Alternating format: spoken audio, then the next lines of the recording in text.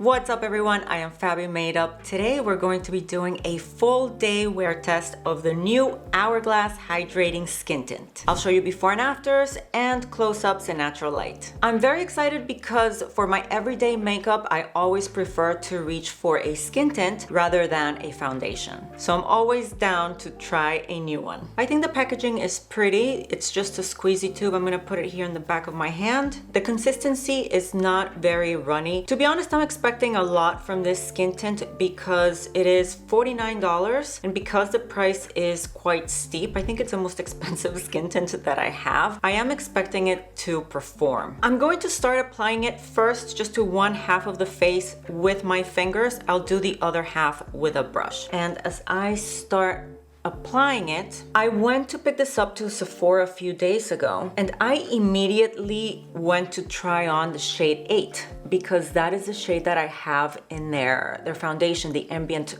Glow foundation, which by the way is one of my favorites. So I'm very hopeful that this will be a winner. So yeah, I tried shade 8 and I thought it looked too pink. So I also tried on shade 7, which is the one that I ended up getting. And even though 8 would have worked, the undertone was too cool for me. Shade 8 is described as a light medium cool and number 7 is described as a light medium warm. Now that I've applied all the product that I had in the back of my hand, I noticed right away the finish.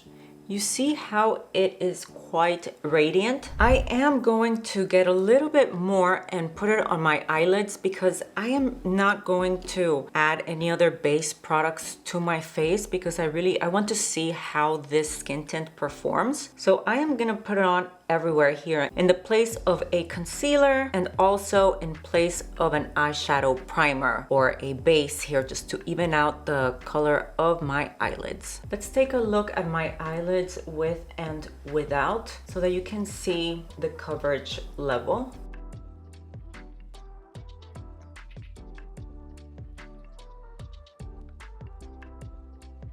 Okay, so half of the face is done. Let's do the other half. As I was saying, with a brush, I'm using the Rare Beauty foundation brush. And while I put this on, let's read through the claims here. It's lightweight. It boosts moisture levels by 52% for a dewy glow. I love hearing that because my skin is normal to dry, so it definitely welcomes hydration. Also, for your reference, I am 43 years old and I live in Florida, so quite a humid climate. It has a radiant finish and light coverage, which is what I expect from a skin tint. A light coverage. I thought that I was going to see more coverage with a brush, but as of right now, I am not. Actually, I think it looks like I have more coverage on this side, the side where I used my fingers. I'm going to add a little bit more product to this side because I mean some of the product does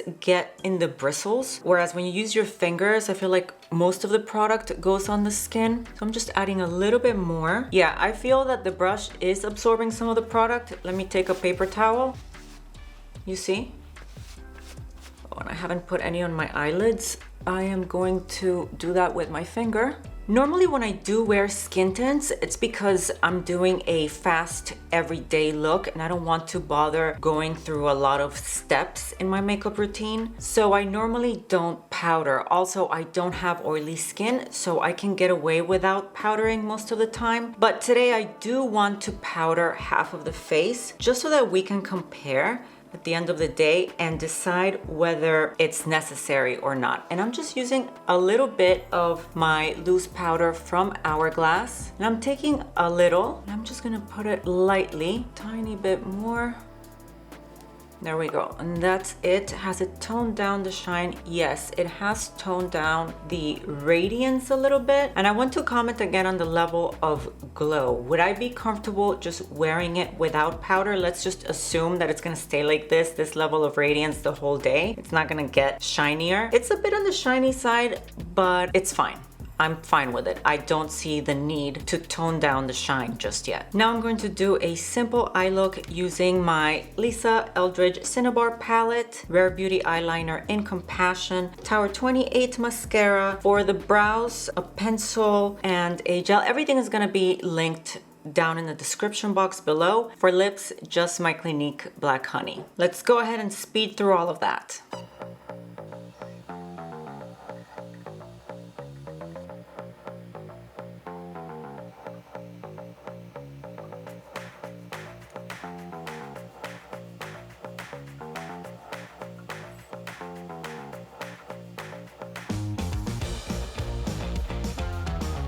It's been 2 hours now, so let's do a check-in. I think it's looking really good. Remember, this is the side that we powdered, and this is no powder. I am seeing a little bit of settling in my smile lines.